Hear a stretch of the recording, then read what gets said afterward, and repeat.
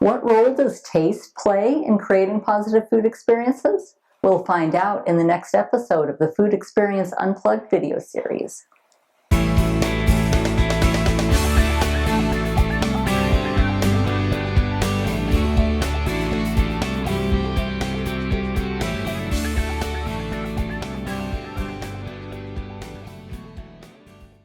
Welcome to the Food Experience Unplugged video series. I'm Michelle Sadling. What role does taste play in creating positive food experiences? To answer that question and more, we caught up with Morgan and Char Coleman, two of the owners of Taste, a tasting boutique nestled in the Rocky Mountains of Utah. Morgan and Char, thanks so much for joining us. We are so excited to hear about Taste and your food experiences. Well, I'd like to start out with getting each of your food experiences, like how, as far as maybe your growing up years till the present time, what have been your experiences with food, your relationships with food? Could you share a little bit? Maybe we could start with you, Char? Sure.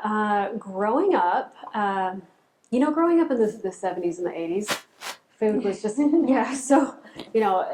was a different thing. And I had a working mother, and she worked really hard, but she always made sure when she came home that we always had, our square meal.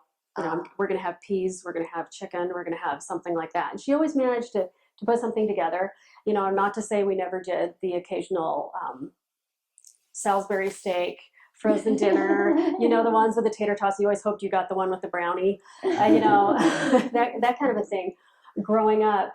But as a kid and growing up, you don't pay much attention. People are just kind of feeding you, and you're eating what is happening, what food is happening to you instead of you happening to food so much. And I think,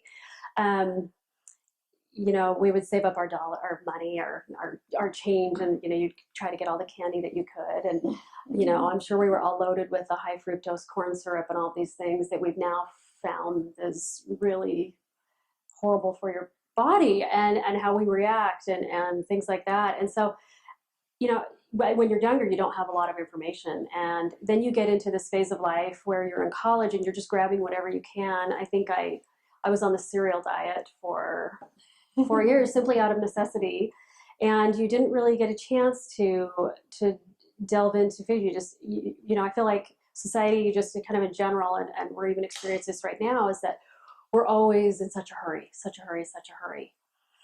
And so we've been fortunate enough to open our business here and start changing some of that, the perceptions that we've had of food and how we like to view things. And with Morgan, and starting to make chocolate, the chocolate has very few ingredients, and we've been able to translate that into our kitchen here at the store as well, into our little cafe. So we do everything in-house, so we know where our ingredients are coming from. And so it's always evolving. I think it's always evolving. My mother's side of the family, going back a few generations, just starting out in southern Utah, I think in the 1800s, they were kind of the center of entertainment, the little town they grew up in. Everybody in the town would come over, they would cook things up, they would, almost essentially putting on a show and stuff. It was that was the neighbors, the town, they would kind of come and do that. And that's just kind of translated to our family. It's always been, meal times have always been very important.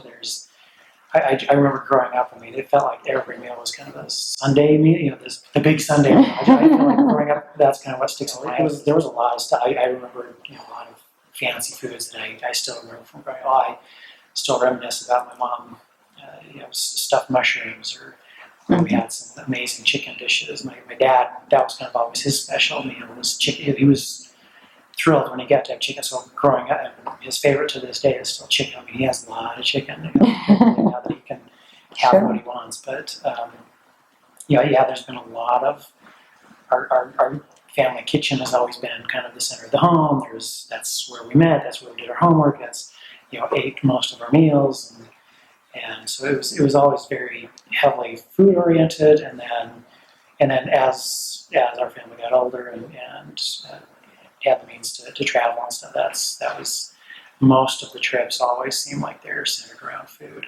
I still remember I tell everybody, especially because it's related to chocolate now that we're actually in the chocolate industry. I remember going, I want to say it was in Lucerne, but on a trip. I think it was kind of a school group that was traveling through Europe, getting off the bus, and my mom, as soon as she got off the bus, she knew she could smell some chocolate, and so she just followed her nose down one street, another side street, back and forth, and right directly to no backtracking or anything, but right to a chocolate store. So she could smell it. The food is always gotta such go a here. big part of the travel experience. Yeah. It's Absolutely. we never fall back on McDonald's. Okay, I take that back. If you need a restroom, you go in and you get a drink or something so that you can use that restroom. But that really, it's never the fallback. Actually, that whenever we travel, food reservations is a huge part of the pre. Yeah, that's kind of Yes. We don't always lined up have when we hotels can. booked, but we always have restaurants booked. So it's a huge part of your experience and your memories from travel. I think when people travel, you're at a loss if you come home and you can't associate the food with that. If you are trying to travel, and it's okay to travel on a budget, but make sure you're trying local things, and because you're going to be home and you're going to have a hard day and you're going to smell something and say, oh, that reminds me of the raclette we had. And So tell us about taste, how it got started, what were your motivations for doing so, and what your goals are essentially. Morgan, do you want to start us off? Yeah, so it's a really long, twisted story, but we kind of started out. I mean, our family is a family of artists, Coleman side in particular. So my father is an artist, painting, and back in 1994, started a printing company where I was printing artwork, and that grew for a number of years. We were printing artwork for over 1,000 different artists across the country. That being said, we wound up in that process buying this building here in downtown Provo. We moved the printmaking facility in here. Not too many years after that, we kind of wound up selling off the printmaking portion, renting this building out. In the meantime, and that kind of brought me back to painting full time and doing that. But as we got married, as we were doing stuff, we kind of started a few different businesses. So I had that Coleman Studios, the art printing side. Sure. Char started helping manage their company. It's a large company basically. And then also managing their retirement fund, which includes a number of some real estate that she manages and keeps track, takes care of tenants and things like that. And because we had started and been running a couple of different companies, we had some friends a friend that in particular that had asked us to consult with another company that needed a little bit of help, and so we went in to try and see what we could do to help out. And for about 3 months, we were trying to help out and do stuff. And we put together. It was a couple of friends, basically, some really good friends that have really similar feelings about a lot of things, in particular food. And so as we got together doing that, and like I say, this only trying to help out this other company, it only lasted about 3 months. But we had a lot of fun together. Thought we really need to do something, so we were kind of poking around for months and months, trying to what can we do? What about this? What about that? And boy, I don't know, it was 9 months or a year later. I mean, it took at least 9 months to even kind of work back around. Right. But it came down to, well, we can do chocolate. In particular, one of our these other two in particular friends were very big into chocolate. And like I said, our family's always been a fan of chocolate. Sure. And so anyway, we kind of thought, well, we can make our own chocolate. We were kind of pushed very heavily by one of our friends that just, that's what he wanted to do. So anyway, we got this together, and I mean, it took about a year and a half. It was over a year before we settled on equipment, had equipment built and brought in here. We had looked around for some other buildings downtown, but the one we already had just was the best situation, so we decided to put it here. As part of all of this, we'd been doing a little group tastings. We'd get together as friends and make, try our favorite recipes or something like that, get together, and we'd kind of share them together and just have a little fun, dinner parties, things like that. And a lot of times, chocolate tasting would be part of that. So Interesting. when we actually did this factory, we thought, well, we should have a little side, and actually one of the first things we did while we were waiting for the equipment, because it was taking, even by the time we ordered it, it took at least 6 months to build. It took forever. It took at least 6 months for them to build it, and then there's shipping and boat, on boats and everything, trying to get it here. During that time, we just in our space here, it was just kind of an empty shell. We removed, sold off the printmaking side, rented the building out, and then took it back over when they moved out. And we were kind of just doing gallery, we were displaying artwork here and doing some gallery shows, things like that. But we had this space, thought, well, let's start doing full-on tasting. We can feature the chocolate we love. We started importing chocolate from a distributor up in Salt Lake, and this chocolate that was being imported from all over the world, just our favorite, the top makers in the world. And we started doing little tastings on that, and thought, well, we can at least kind of start getting the word out of what we're going to start planning to do here. Okay. By the time we actually got down to okay, it's time to build out the building, and what do we want it to look like, and trying to, we planned out where all the equipment would go. It really took up about half the building, so we have the other half. I'm like, well, okay, let's turn it into more of a retail store. We can keep doing the tasting, and it just kind of evolved. And Char, when we were designing everything, Char had tracked down an incredible designer. Read about him in Huffington Post. Matt Dickamore. Yeah. Matt Dickamore. Oh. It's just all this fun. Happened to be working He's in Park awesome. City, And we anyway. had fun, and so he and I worked on this project, and we got a little carried away, as you can see. So we built this beautiful store that we love, and since we spend so much time here, it's nice because it's good to have a beautiful workspace too, and you've got to be happy where you are. So we got really lucky and built this beautiful space that we're now incorporating more and more food into our experience. And so, and I think food is becoming much more experiential. I was just reading an article the other day how people are looking for more things to do. They're looking for more experiences to have, and experiential marketing and things like that. And we're thinking, well, that's what we've been doing, because we hold chocolate tasting classes, 2 or 3 times a week, or anyone can step up to our bar anytime and take a small chocolate tasting class. Really? Yeah, Just walk in. just walk-ins can step up at the bar. The only times we don't do them are when the big classes are going on. We found they conflicted, so we had to shut that down. But so it's really great, and I think it's really been fun for the local community to come in, because they're learning something new. This is, gosh, why is that chocolate bar $8 or $10? Mm-hmm. And then once they go through these small classes, it's an educational. It's all very educational, and so they learn why. We trade fairly with these farmers, and these farmers are small crop farmers, and so you're paying a premium for their beans, but it's supporting their whole village, and they work hard to make sure those beans are the best beans you can get, these cacao beans, and they're really working hard, and they're being innovative, and the better you can do with them, the more innovative you can be. And so you end up having to pay a premium for these beans, and it's great, and the beans are such high quality. They're just so much better than anything else. We kind of all become conditioned, because if you ask most people, what does chocolate taste like? They only understand chocolate to taste like one flavor. Chocolate.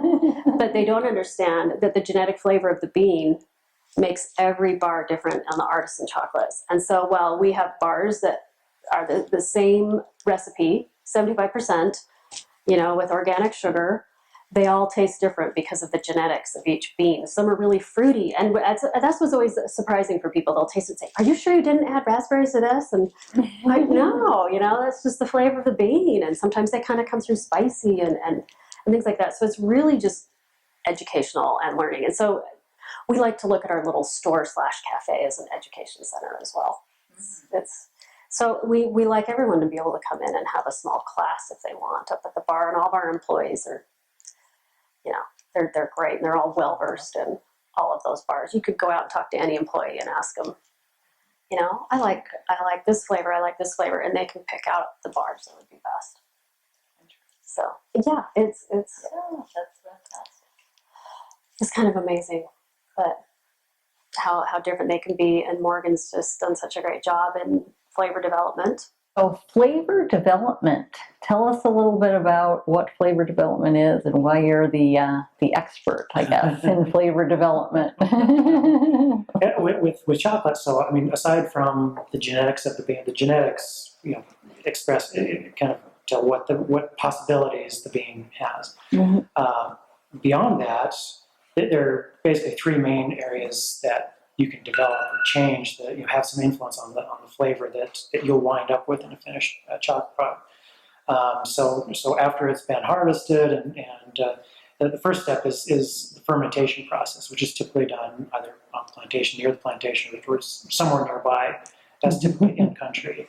The fermentation has a huge area, and that's a kind of an exciting area of exploration right now in terms of developing new flavors, working with the flavor possibilities is in fermentation. There's some great projects going on right now where you can kind of play with it. There's fun. We've got a really fun bar in the store right now where from Copenhagen, Fris Holm bar where he's got it's the same beans, same everything, same ingredients, everything, but the only difference was just one minor thing in the fermentation. So during fermentation, basically they pile up the beans either into piles, boxes, things like that, where they allow the beans to ferment.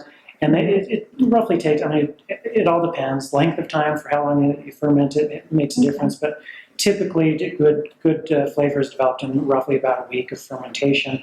During that time, they might turn it over, they're monitoring the temperature and everything like that. But during that time, you might turn it over a couple of times as a doing to get a good mix so that everything's getting about the same amount of fermentation stuff. But this one particular bar, the only difference in there is that during that week-long fermentation, they've turned the beans 2 times during the week or 3 times during the week. That's the only difference. Wow. But he's turned each of those into 2 different bars, and you can see that you can tell the difference between those two. They have very different flavor notes to them. And so it's just something simple like that. There's just a lot of, so you have the various bacteria that might be growing in that fermentation pile, things like that. There's just an amazing amount of experimentation and testing and possibilities that are there. So that's one bigger, that has a big difference, a big impact on your flavor development. The second one, after it's all dried in the process and in our case, imported here to the States and brought to our factory, is the next, after it's sorted, cleaned up, we put them in a roaster. So the roasting process is kind of the second big step in flavor development. And so depending on how long you roast the beans, how hot a temperature, how long you reach, and your end temperature that you get the beans up to, has a wide range of in flavor as well, and what kind of flavor you wind up getting.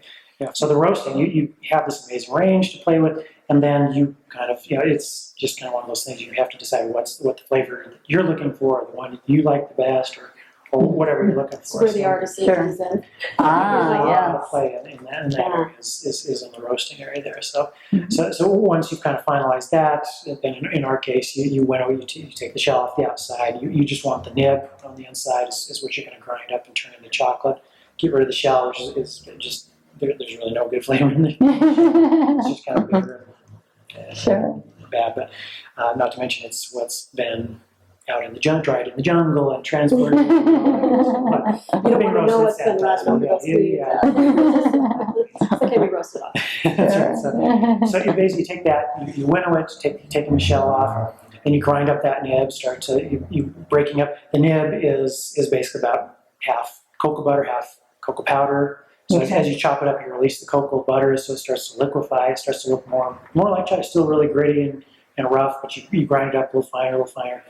In our case, we run it through a 5-roll refiner to get the particle sizes down, and as it comes out of there, it kind of dries. Then we get up to the third stage in flavor development is depositing all that refined chocolate. So we're getting, like I said, we're just getting it down to a very small particle size, so that it melts really nicely on your chocolate. So that the mouthfeel that you have, if you don't refine it enough, you can get really gritty, gravelly, not necessarily the most pleasant. It depends on the texture. There are some that are very gravelly and rough, and that you're looking for a very like a stone ground kind of thing. There's some really great stone ground chocolates and things like that. But in our case, what the feel we're looking for is a really nice kind of a European smooth chocolate. So how do you inspire creativity with food and cooking? As Morgan was talking about earlier, how we all snuck that baker's chocolate out of our mom's cupboard, and you've never gone back to dark chocolate, right? There's so many people out there saying, I hate dark chocolate, and they just haven't gone back to try a really good dark chocolate. And so that's it. A lot of that is reprogramming. They come in and say, I don't like dark chocolate. We hear this almost every day. I do not like dark chocolate. However, I like this chocolate. And they don't know that there's a difference, between what they're having.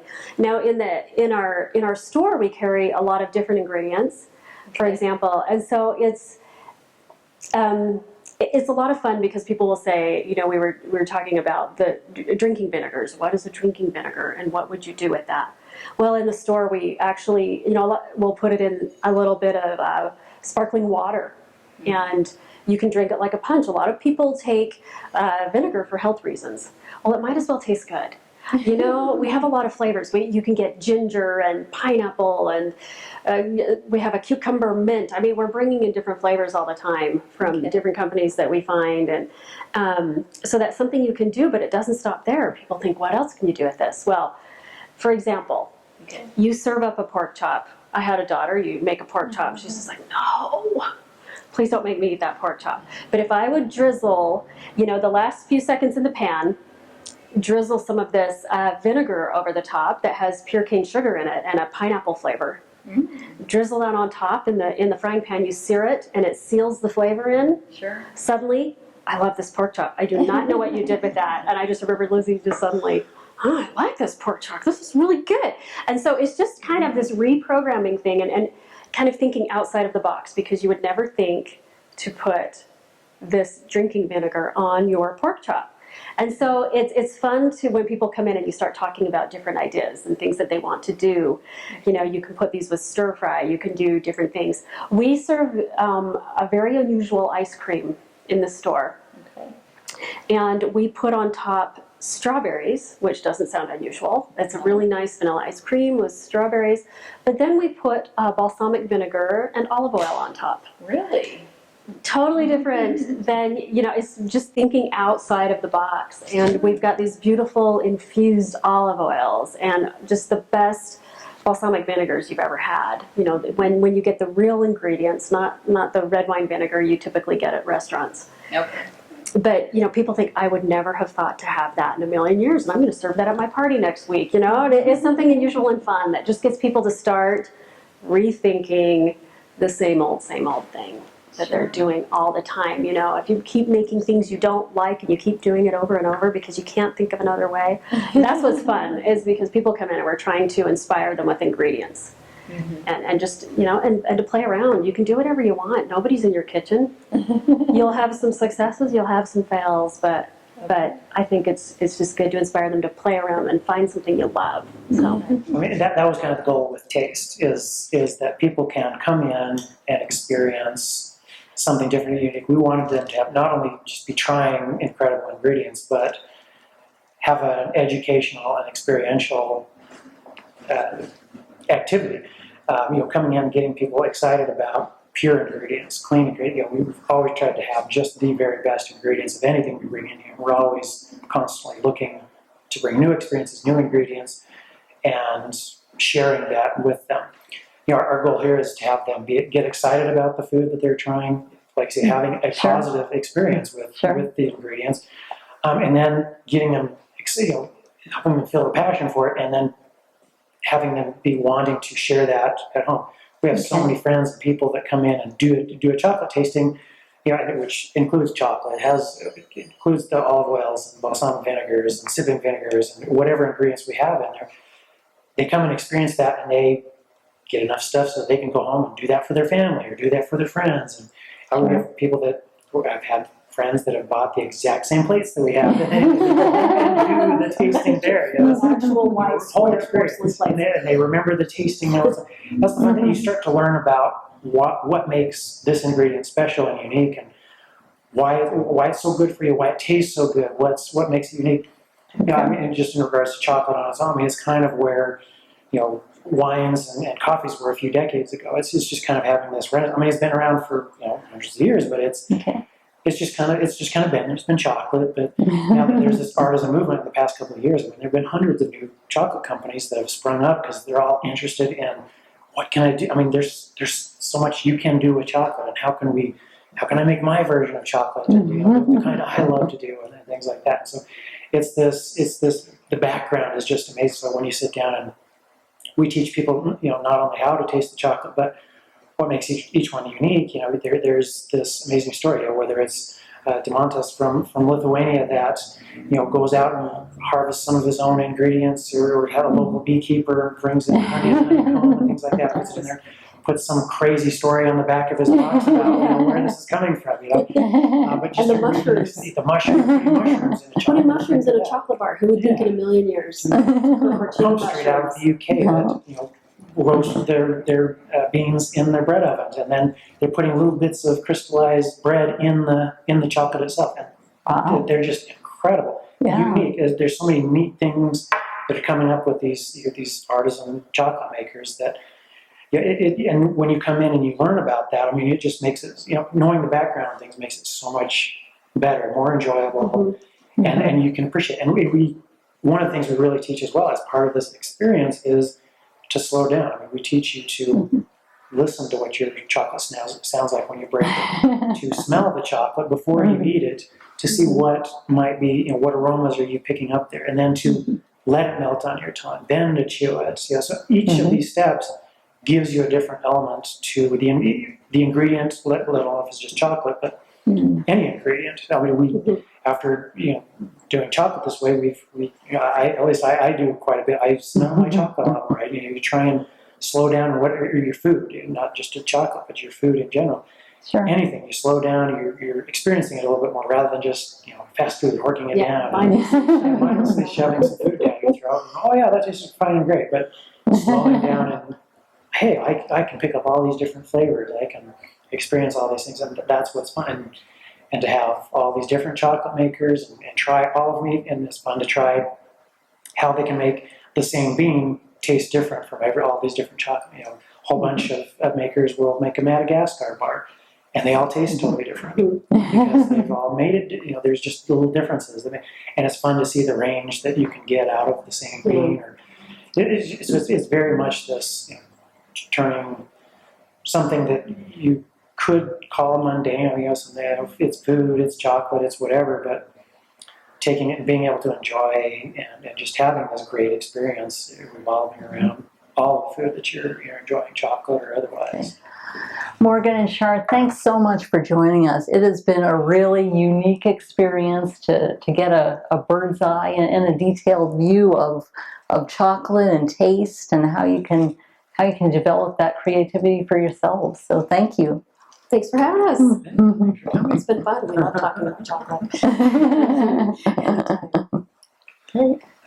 Thanks for joining us on this episode of the Food Experience Unplugged video series. To learn more about Taste, the tasting boutique, please visit their website at havetaste.com. For more information, please visit our website at foodexperienceunplugged.com and visit us on social media. We look forward to seeing you on Food Experience Unplugged, where food, fun, and memories come together.